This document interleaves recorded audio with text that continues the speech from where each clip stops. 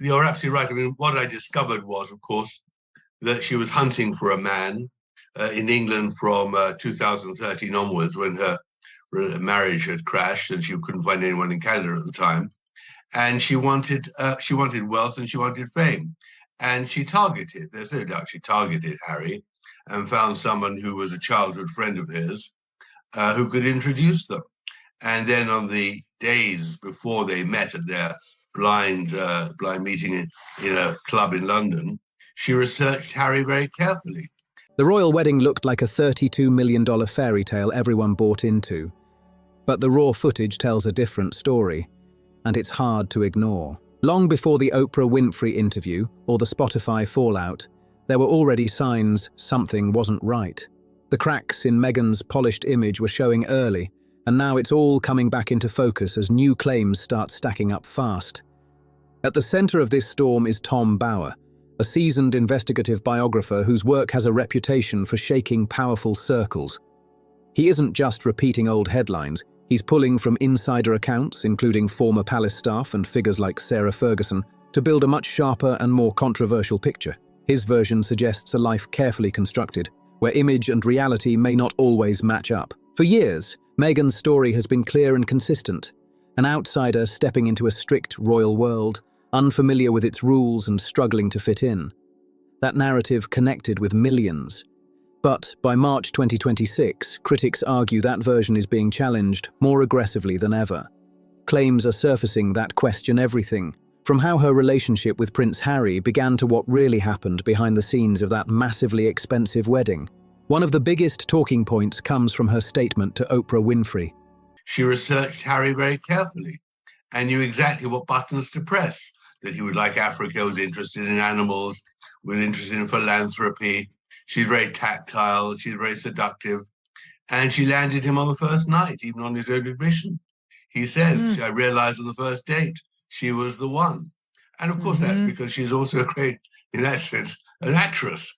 She knew exactly how to play. I didn't know much about the royal family. I didn't Google Harry. That quote became a key part of her story. But according to Bower and sources he cites from London's social scene, there may have been far more awareness than she let on. He suggests her interest in royal circles could date back years before she ever met Harry. Bower claims that after her previous marriage ended in 2013, Meghan became increasingly focused on moving within elite global circles. According to his account, her eventual meeting with Harry wasn't random at all. It was intentional and carefully timed. When that blind date happened at a private Soho club in London, he paints it as a moment where preparation met opportunity in a very strategic way. He also argues that Meghan understood key aspects of Harry's personality, his passion for charity work, his emotional past, and his deep connection to causes in Africa. In this version of events, their connection formed quickly because she presented herself in a way that aligned perfectly with what he was looking for. Whether people believe that or not, it's a claim that's getting a lot of attention. Looking back, her social media activity and past connections show someone already interested in high society and global influence. Bower describes her public image during those early royal days as highly controlled and carefully performed, almost like a defining role that changed everything. Then came the 2018 royal wedding, broadcast as a symbol of change and unity across the world. But behind the scenes, reports describe tension, strong personalities, and constant pressure building up. One detail that stands out is Meghan's arrival on May 19, 2018, stepping out at St. George's Chapel in a Rolls-Royce Phantom 4, a moment that looked perfect on camera, but now sits at the center of a much more complicated story. This particular saga at Sandringham, which obviously was told by someone who was there, was a decisive moment. I mean, it's the moment where effectively she says to Harry that you've got to dump all your friends. And none of those people at his shooting weekend were then invited to the dinner after the wedding. I mean, that was the crunch, that she separated him from his hinterland. And of course, he does suffer now enormously. This wasn't just any car. It was one of the rarest vehicles in the Royal Mews, with only 18 ever made. And it carries serious history. The same model was famously linked to Wallis Simpson, the American divorcee whose relationship with King Edward VIII triggered a royal crisis that shook the monarchy to its core. That connection alone makes the choice stand out in a big way. According to insider accounts, the royal household had suggested several other vehicles for both security and tradition, but Meghan reportedly turned them all down and insisted on the Phantom 4.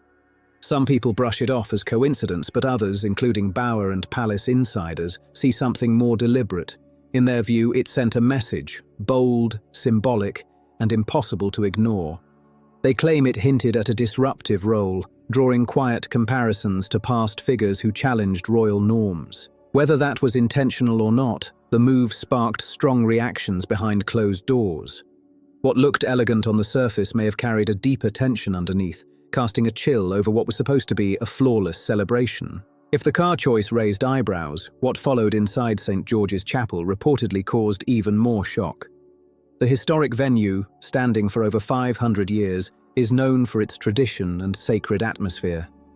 But reports from journalists like Robert Jobson, along with claims highlighted in Bauer's work, suggest Meghan was unhappy with the scent of the chapel, describing it as having a musty old smell. Her reported solution stunned staff. She allegedly requested that Glade air fresheners or atomizers be used to spray the entire chapel before guests arrived. For palace staff, this crossed a serious line. Spraying chemicals inside a historic and religious site was seen as completely inappropriate, and they refused. What followed, according to those accounts, was a tense confrontation that left staff shaken. Critics argue this moment reflected more than just attention to detail. In their eyes, it showed a clash between modern expectations and long-standing royal traditions. And the same then happened when they went to Tommy Inskip's wedding in Jamaica, which is a great friend of Harry's, who in the end was banned from the dinner after their wedding. Yeah, well, I know at least 3 of the very good friends were apparently banned, all by Meghan. And then they saw all these celebrities filing in. Exactly. Who'd known her about 3 minutes. Yeah, if that. The chapel, rich with history, was suddenly being treated like a set that needed adjusting, and not everyone was willing to go along with that. Then came one of the most talked-about moments leading into the ceremony, her solo walk down part of the aisle. Meghan chose to walk the first stretch alone, a decision widely seen as a statement of independence. But behind the scenes, reports claim the moment didn't unfold as smoothly as it appeared on camera.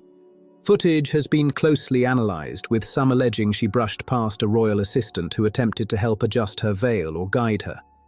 The focus, according to critics, was on maintaining a perfect visual, ensuring every second matched the image being projected to the world. By the time she reached Prince Charles, who escorted her the rest of the way, the moment had already made its impact. To some, it symbolised strength. To others, it looked carefully staged. Either way, it became one of the defining visuals of the entire wedding. And then came one of the most controversial claims tied to her Oprah interview, where she said she and Harry were married privately by the Archbishop of Canterbury in their backyard. "We were married 3 days before our wedding." That statement would soon face intense scrutiny, raising even more questions that continue to follow the story. Just 3 days before the massive public ceremony, things took a sharp turn.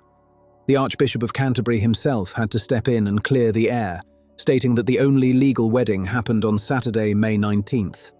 That directly contradicted the claim made during the Oprah interview where it was said, "We were married 3 days before our wedding."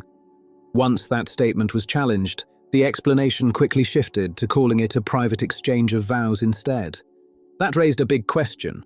Why make a claim that could be so easily checked? Bauer argues it ties into a deeper need to control the narrative. In his view, the idea was to frame the grand $32 million event as something imposed by the palace, while presenting the real relationship as something intimate and personal. Critics say that contrast helped shape public sympathy in a very calculated way. At the same time, reports suggest that behind the scenes, every detail of the wedding was carefully pushed for and approved. That contrast, between rejecting the spectacle publicly while fully participating in it privately, has become one of the most debated parts of the entire story. Another turning point reportedly came during a 2017 weekend at Sandringham. Harry wanted to introduce Meghan to his closest circle, friends he had known since Eton and his military days. But according to accounts cited by Bauer, the atmosphere quickly became tense. No, why did Harry never go to meet Thomas? Why is that? Well, I think because Meghan didn't want him to meet a fat old man. I mean, Meghan was very worried. That's why she brought her mother across the wedding just 2 days before the ceremony. What do we know about her mum? Her mum's a mysterious figure. Very mysterious. The book tells it all. I mean, the mother really was a very odd woman, disappeared for 10 years effectively during her childhood. That's why Thomas had to bring her up. And in the end, what Thomas says is that it was Doria who really engineered the split between himself and Meghan, because she wanted the fame and the glory. Sources claim Meghan didn't just disagree with some of the group's conversations, she challenged them directly. Topics like sexism, feminism, and transgender issues reportedly came up, and her responses were described as intense and unfiltered. The reaction from Harry's longtime friends was immediate, and not in a good way. Many of them, described as part of Britain's aristocratic circles, reportedly left with strong reservations. Their feedback to Harry was blunt. They felt the dynamic was off, and some described her as difficult to connect with in that setting. Whether fair or not, those impressions created a noticeable shift. Instead of pulling back, Harry is said to have distanced himself from those friendships. Several of those same friends were notably absent from the exclusive post-wedding dinner, a move that didn't go unnoticed. Critics argue this marked a clear break from his past, as old bonds were quietly replaced with a new direction. Then there's the highly public situation involving Meghan's father, Thomas Markle. In the lead-up to the wedding, media coverage painted him as a central problem, especially after staged paparazzi photos surfaced. But Bauer's account suggests there may have been deeper factors at play. He claims Meghan was concerned about how her father would fit into the image she was presenting on a global stage. According to this version, his appearance and background didn't align with the polished narrative being built. That perspective, if true, adds a whole new layer to the fallout. In a surprising detail, it's reported that King Charles, then Prince of Wales, personally encouraged Meghan to travel to the US and repair the relationship before the wedding. The request was allegedly declined, with security concerns given as the reason. However, some palace staff reportedly questioned that explanation. Bauer frames the situation as a strategic decision. Without Thomas present, there was less risk of disrupting the carefully managed image. Meanwhile, Doria Ragland, Meghan's mother, arrived just 48 hours before the ceremony, stepping into a role that aligned smoothly with the story being presented to the world. While much of the Markle family faded into the background during the wedding build-up, one controversy refused to go away: the bridesmaid dress situation. Meghan stated in the Oprah interview that "Kate made me cry," and that version quickly spread worldwide. But according to accounts highlighted by Bauer, sourced from people present at the time, a very different story is being told. Staff reportedly described Meghan's approach as intense and overwhelming, with constant instructions and last-minute changes. The disagreement centered around Princess Charlotte's dress, with Kate following long-standing royal protocol that bridesmaids wear tights at formal events. What should have been a small detail reportedly turned into a much bigger clash. Sources claim Kate pushed for tradition, while Meghan resisted, leading to a tense back and forth that left everyone on edge. In this version of events, the issue wasn't just about a dress. It became a symbol of a deeper struggle over control and direction. The atmosphere, according to those accounts, grew increasingly uncomfortable for everyone involved. That same tension reportedly showed up in other moments too. When Meghan was told she couldn't wear a specific emerald tiara she preferred, it added to the frustration. That time, Prince Harry's reported statement, "What Meghan wants, Meghan gets," started circulating, and critics argue it reflected a growing divide between expectations and royal protocol. Observers say this wasn't just about personal preferences, it was about establishing influence early on. Meghan, stepping into a centuries-old system, was seen by some as unwilling to adapt, while others viewed it as pushing for change. Either way, it created a noticeable shift in how things operated behind palace walls. According to Bauer, one of the most controversial claims is that Meghan framed her experience in a way that deeply resonated with Harry's past. By presenting herself as someone under constant pressure from the media, parallels were drawn, intentionally or not, to Princess Diana's struggles. That connection, critics argue, may have strengthened Harry's emotional alignment in a powerful way. Bauer contrasts this by pointing out that Diana's public image developed over many years of visible work and dedication. In his view, Meghan's rise to global attention happened almost instantly. creating tension among those who felt the comparison came too quickly.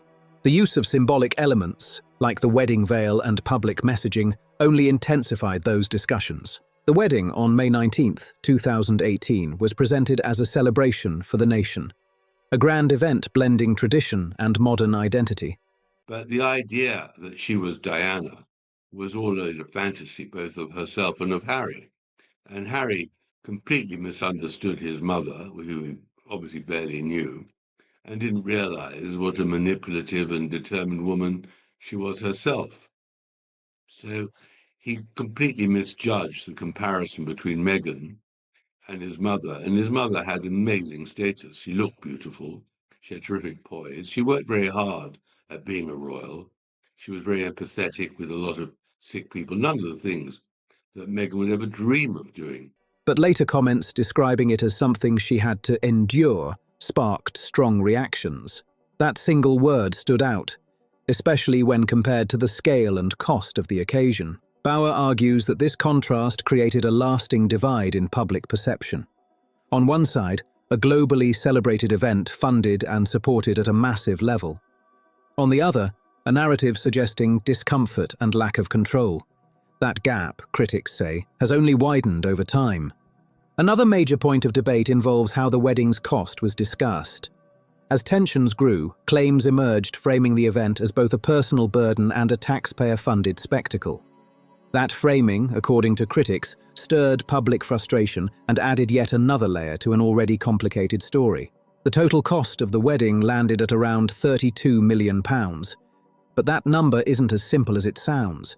Nearly £30 million of that went straight into security, which the UK government covers for major national events like royal weddings. The royal family themselves paid for the ceremony, the flowers, the decorations, and the receptions using private funds. That distinction matters, and critics like Bauer argue it was often blurred in public conversations. By suggesting the public had effectively paid for everything, the narrative shifted in a way that made it seem like Meghan owed something back. According to this perspective, it created the impression that she was tied to public expectations in a much deeper way than reality reflected. In truth, the event came with an extraordinary level of privilege, global attention, intense security, and access to resources few people could ever imagine. Yet at the same time, claims have surfaced suggesting that plans for a different future were already quietly forming behind the scenes. During the Oprah interview, Meghan reflected on St. George's Chapel and described the wedding as a spectacle, saying they wanted something just for us. That line hit hard. It suggested the massive public celebration wasn't as meaningful as it appeared, but more of a performance shaped by outside forces. For many in the UK, that interpretation didn't sit well. Millions had lined the streets, celebrated the moment, and viewed it as a genuine occasion of unity and excitement. Hearing it reframed in that way sparked frustration, with some feeling the significance of the day had been dismissed too easily. Bauer points to this contrast as a key moment in shaping public opinion. On one hand, Meghan embraced iconic elements, the Givenchy dress, Queen Mary's bandeau tiara, and a global audience watching every move. On the other, she later described the experience in a way that sounded distant and detached. That gap raised serious questions for critics. Archived reports and coverage from 2018 show someone deeply involved in the planning process, engaged in the smallest details of the event. From that angle, the idea that she simply endured the day becomes harder for some to accept. Instead, it looks more like a carefully directed moment designed for maximum impact. Another major flashpoint in the ongoing debate is the "who made who cry" situation involving Kate. Meghan's statement "made me cry" became one of the most talked about claims from the interview. But Bauer, citing staff accounts, presents it as a clash over expectations rather than a one-sided incident. According to those reports, Kate was focused on protocol and concerned about the fit of Princess Charlotte's dress, especially regarding the tights requirement. Meghan, described in these accounts as firm and unwilling to compromise, reportedly pushed back strongly. The exchange, as told by these sources, left tensions high and emotions running strong on both sides. Whether people accept that version or not, the moment has become a defining piece of the larger story, one that continues to spark debate, divide opinions, and keep the spotlight firmly locked on everything surrounding that wedding. By flipping the story during the Oprah interview, Meghan positioned Catherine as the aggressor while casting herself as the vulnerable outsider. Critics argue this move carried serious weight, especially because Catherine, following the long-standing royal approach of never complain, never explain, wouldn't publicly respond. That silenced one version of events dominating headlines at the time. Now fast forward to March 2026, and the situation looks very different. As Tom Bower continues releasing new material, the pressure is building fast. Reports suggest Meghan is deeply frustrated as her earlier narrative, from 2018 to 2021, is being challenged piece by piece. Each claim is being met with counterpoints drawn from records, timelines, and accounts from those who say they witnessed events firsthand. What seems to intensify the situation even more is the reaction, or lack of one, from London. Prince William and Catherine, now in more senior roles, are said to be taking a firm stance of total detachment. No public replies, no engagement with ongoing claims, and no visible reaction to criticism. That silence sends a message of its own, and it's being noticed. Under this approach, the monarchy appears steady and focused, with internal responsibilities continuing as normal. Meanwhile, the ongoing back and forth involving Harry and Meghan is increasingly being viewed as separate from official royal matters. Some commentators now describe them less as central royal figures and more as international public personalities operating outside that structure. The impact of all this is reportedly starting to show in a more tangible way. The whole problem she found with this last Vanity Fair issue, the hustle issue, is that she couldn't control the content. And she is somebody who believes, understandably, she's got to control everything down to the last full stop. Industry insiders claim that major brands and entertainment companies are becoming more cautious about new partnerships. Reputation matters, and when public narratives are being actively questioned, it introduces risk that businesses don't ignore. This shift raises a bigger issue: trust. If high-profile claims can be publicly disputed with documented timelines or first-hand accounts, companies may hesitate before attaching their image to that level of controversy. It's not just about headlines anymore, it's about long-term credibility in a competitive industry. At the same time, there are signs of growing distance socially as well. Some of the high-profile connections seen around the 2018 wedding are no longer as visible.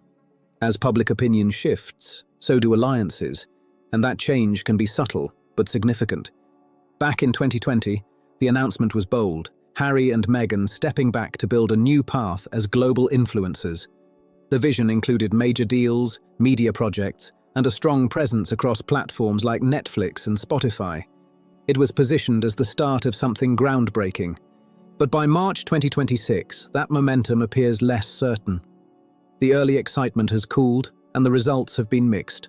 Bower's latest claims describe a situation where influence is being tested, and positioning in the entertainment world is no longer guaranteed. As more details continue to surface and debates grow louder, Meghan's path forward is being framed in a new way. Instead of dominating the spotlight as a major power player, reports suggest she's now navigating a far more unpredictable space, one where every move matters and every claim faces intense scrutiny. The backbone of Harry and Meghan's financial independence was that massive $100 million Netflix deal, but behind the scenes, the story may not be as smooth as it looked.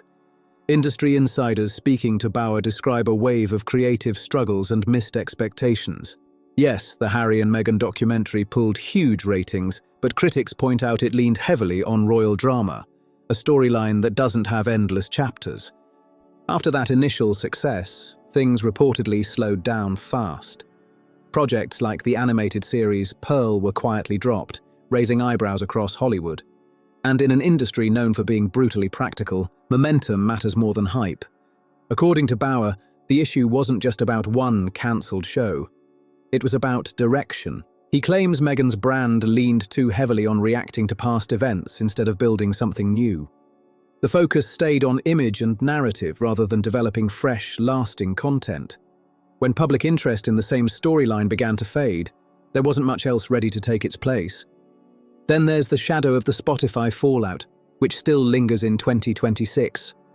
A top executive's harsh comment calling them grifters made headlines and stuck in public memory. Moments like that don't disappear easily, especially in an industry where reputation can shape every future deal. Some insiders now describe Meghan not as a consistent content creator, but as someone still searching for a clear, creative identity. Delivering on big-budget promises is the real test in entertainment, and when expectations aren't met, the consequences show up quickly. One of Bauer's most talked about and debated claims centers on Meghan's long-term strategy. He suggests a pattern where relationships shift as circumstances change. From her previous marriage to her royal role, he argues that each phase ended when it no longer aligned with her next step forward. It's a controversial take, but one that's gaining attention as new rumors surface. By early 2026, there's growing chatter that Meghan is expanding her network into elite business circles, tech leaders, investors, and high-level entrepreneurs.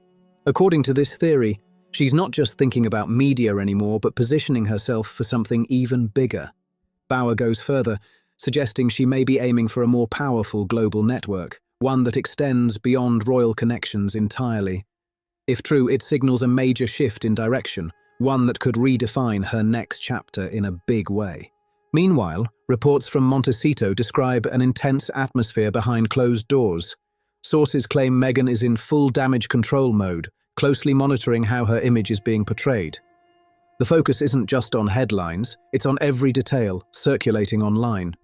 There are claims she's actively working to push back against certain narratives, including comparisons and specific incidents that continue to resurface. But in the digital age, controlling the story isn't easy. Once something gains traction, it spreads fast and sticks. What some are calling the Bauer effect keeps amplifying these discussions. Every response, every denial, every attempt to correct the record can end up bringing even more attention to the very claims being challenged. It's a cycle that's hard to break, and right now, it's keeping the spotlight exactly where she doesn't want it. She's caught in a loop that keeps feeding itself. Every attempt to control the narrative only seems to bring more attention right back to it. Critics say this cycle is part of the problem, where every response ends up reinforcing the very image she's trying to push away. And while that tension builds in California, the situation in London looks completely different. The monarchy, now led by King William and Queen Catherine, is being described as steady and focused. The emphasis has shifted back to duty, public service, and consistency. And that approach appears to be working. Public perception is strong, appearances are controlled, and the institution seems more stable than it has in years. What stands out most is the strategy: silence. Instead of responding to ongoing claims or criticism, the palace reportedly chooses not to engage at all. No back and forth, no public disputes. That decision alone changes the entire dynamic, removing the conflict from their side completely. Meanwhile, Harry's position has become a major talking point. Once seen as one of the most relatable and popular royals, he's now often described by commentators as distant from that former role. Without the same institutional backing, his public identity has shifted, and opinions about that change are sharply divided. For Meghan, the consequences being discussed aren't legal, they're social. Reports suggest that many high-profile figures who were once closely linked to the couple are now keeping their distance. Names that once dominated headlines around the 2018 wedding are no longer appearing in the same way, and that shift hasn't gone unnoticed. In celebrity culture, perception is everything, and when credibility starts to be questioned, it can hit harder than any formal backlash. Critics argue that once public trust weakens, rebuilding it becomes a serious challenge, especially under constant global attention. As Bauer's claims continue to circulate, the conversation is evolving into something even more intense. What started with wedding details and media narratives is now being framed as part of a much larger and more complicated story, and that shift is raising the stakes dramatically. However, it's important to separate confirmed facts from speculation. Some of the more explosive claims, especially those attempting to link Meghan to controversial figures or broader scandals, remain unproven and heavily disputed.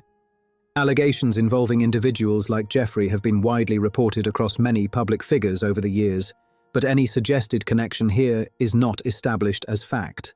What is clear is that discussions around past social circles, elite networks, and high-profile connections are being pulled into the spotlight. References to places like Soho House and its influential membership base are part of that narrative, but interpretation varies widely depending on the source. As this story continues to unfold, one thing is certain: the spotlight isn't fading anytime soon. With every new claim, rebuttal, and headline, the divide between narratives only grows sharper, keeping the entire situation locked in public view and under constant debate. One of the most explosive claims circulating involves the idea that Meghan Markle was allegedly considered as a potential witness in the civil case connected to Prince Andrew.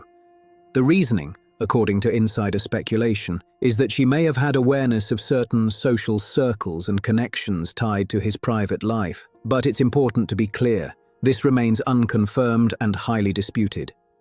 Bauer points to something else that has raised eyebrows. Throughout multiple interviews and media appearances, Harry and Meghan have openly criticised several senior royals, but have said very little about Prince Andrew.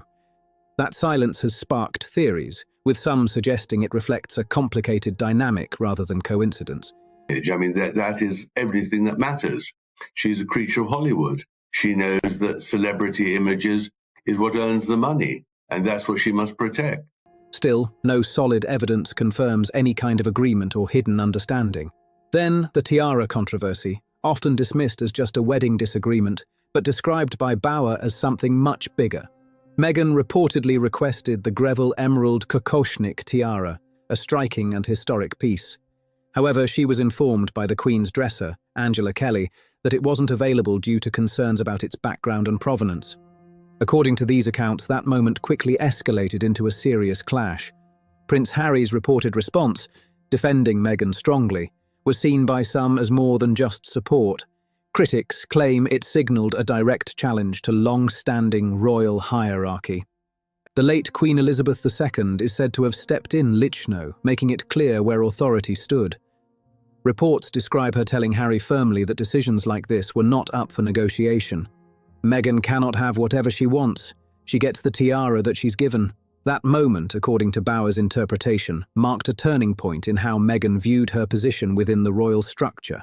By 2021, another major issue surfaced, a formal investigation into claims about Meghan's treatment of staff. At the time, details were kept largely private.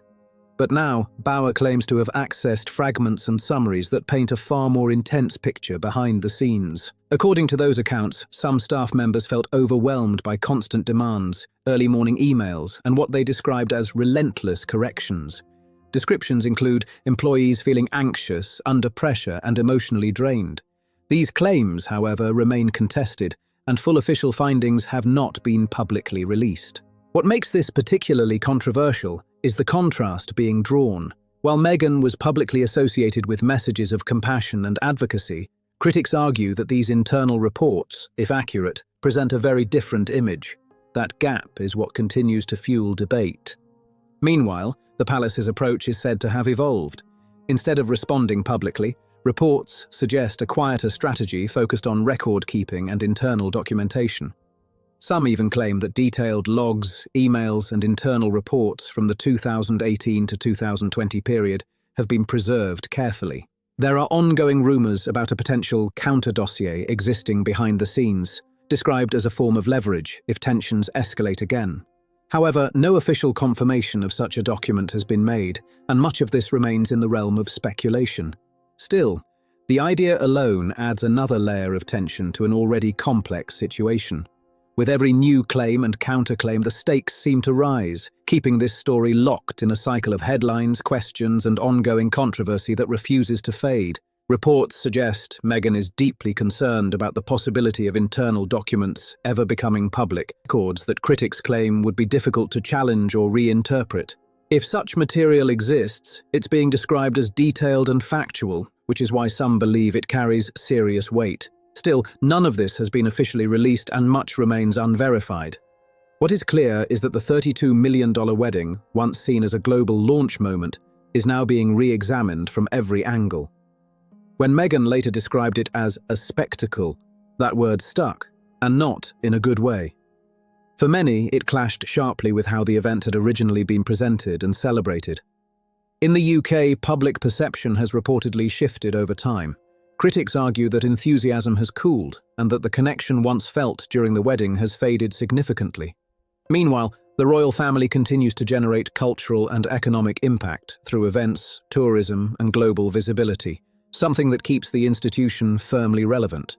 At the same time, Meghan's position in Hollywood is being questioned more openly. With deals under pressure and fewer confirmed projects moving forward, industry observers are watching closely.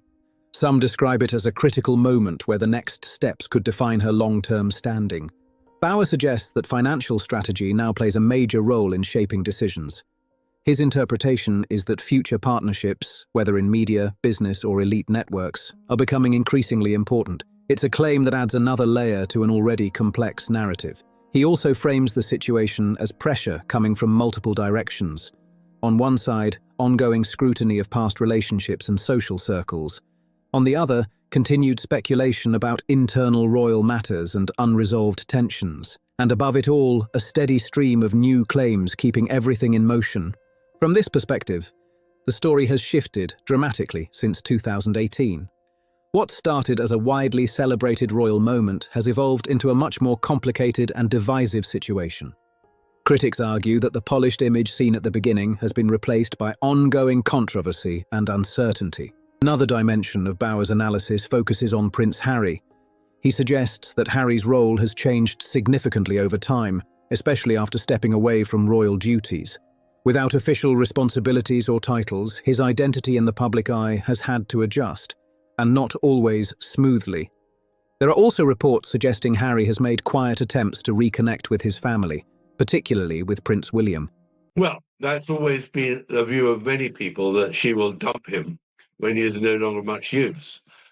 But she'd have to have an escape route. She'd have to find a sort of a Silicon Valley or somehow aging billionaire that would want to take her on. I don't think she'd walk into the wilderness. I can't imagine any man finding happiness with Meghan Markle. I mean, I think it'll be pretty difficult. These claims remain unconfirmed, but they continue to circulate as part of the broader narrative. If true, they would point to a very different chapter unfolding behind the scenes. Bauer's interpretation is blunt. He sees Harry as someone who has lost key parts of his former structure, from military roles to royal support systems.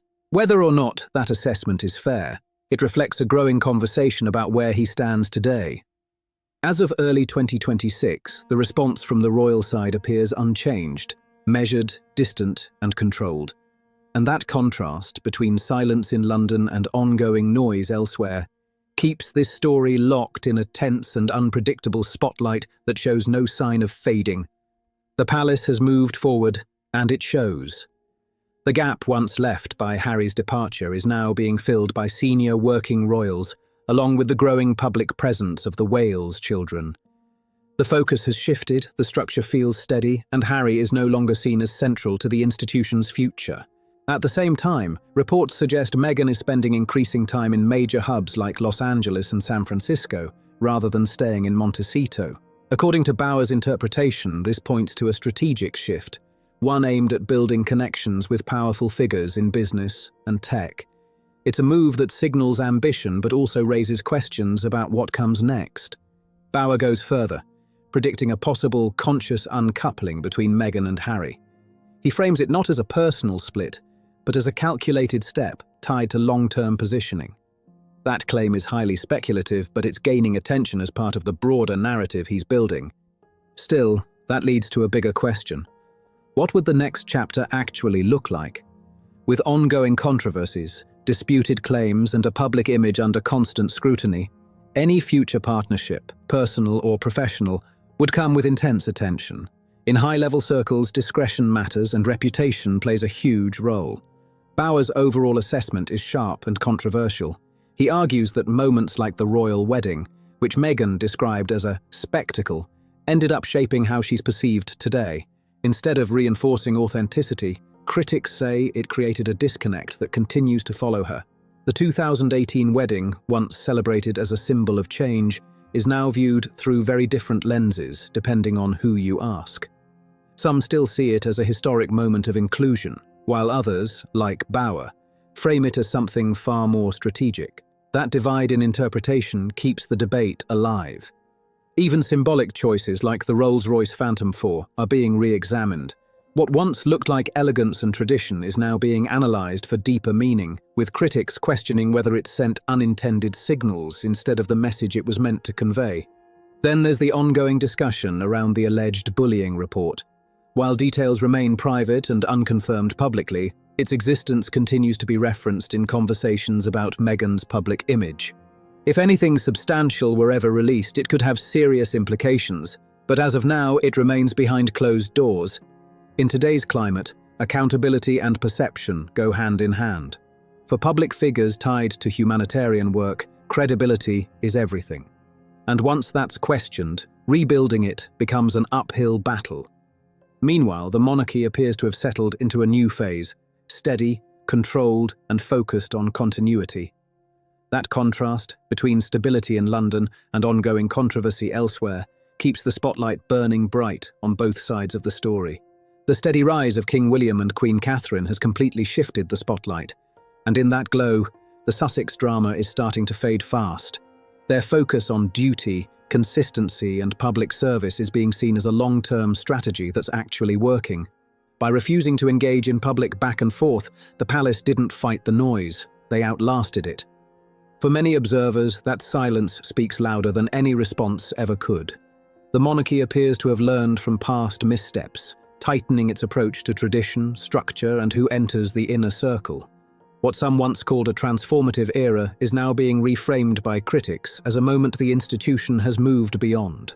As of March 31st, 2026, the numbers and narratives are shifting.